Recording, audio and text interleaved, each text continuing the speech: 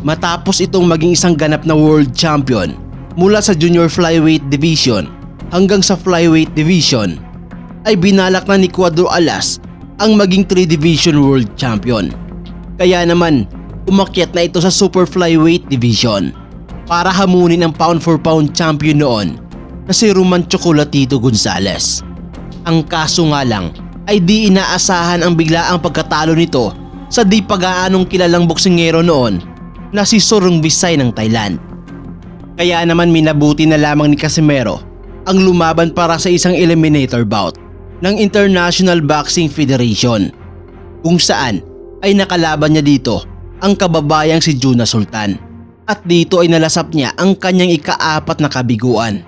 Matapos nun ay napagpasyahan ni Janriel Casimero ang umakyat na sa mas mabigat na timbang, kung saan ay nagkaroon agad ito ng 2 magkasunod na knockout na panalo kontra sa boksingerong si Jose Pets ng Mexico at si Kenya Yamashita ng bansang Japan. Dahil sa mga impresibong panalo na ito ni Casimero, ay nabigyan siya ng pagkakataon na lumaban para sa isang pandaigdigang interim na titulo kalaban ang makamandag na boksingerong nagmula pa sa bansang Mexico. Walang iba kundi itong si Ricardo Espinosa Franco, o mas kilala sa bansag na The Cobra. Hindi pipitsoging kalaban itong Mexican dahil may record lang naman ito noon na 23 na panalo at 20 sa mga ito ay sa pamamagitan ng knockout at may 2 talo lamang. At para mapaghandaan ang laban na to ay lumipad itong si Janriel Casimero papuntang Amerika, at dito ay nakasama siya sa pag-iinsayo ng ating pambansang kamao para sa laban noon ni Pacman kontra Keith Thurman.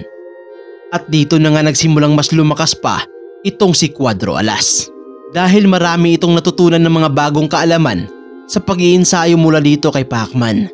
Kaya naman sa gabi ng laban ay mas pinalakas na version ng isang Janriel Casimero ang nakasagupan nitong si Ricardo Espinosa Franco. Makikita natin sa palitan ng kanilang mga kamao na mas nayayanig ang Mexicano sa mga biradang binibitawan nitong si Janriel Casimero.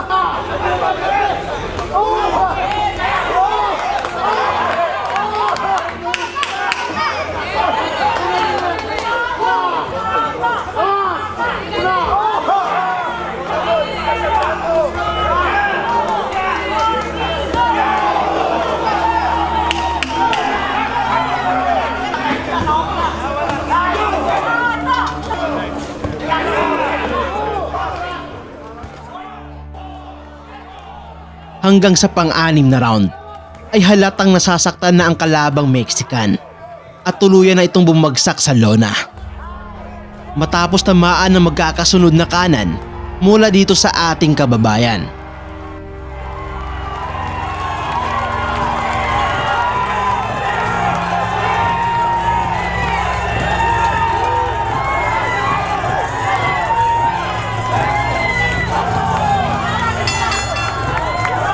Pero hindi naman ito gaanong iniinda nitong si Janriel Casimero.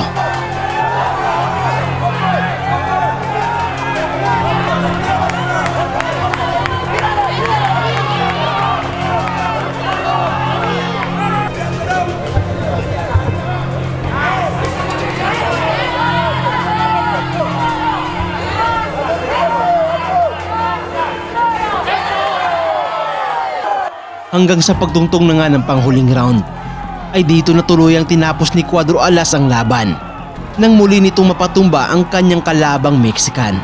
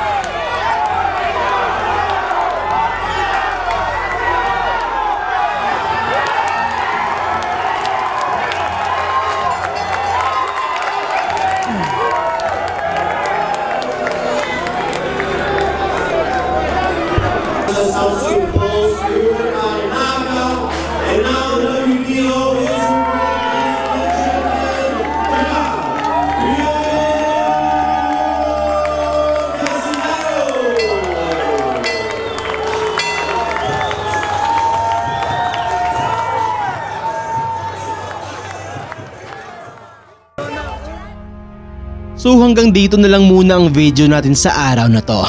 Mag-iwan lamang na inyong komento at huwag sana kalimutang mag-like at mag-subscribe at i-share na rin ang ating video. At muli, daghang salamat.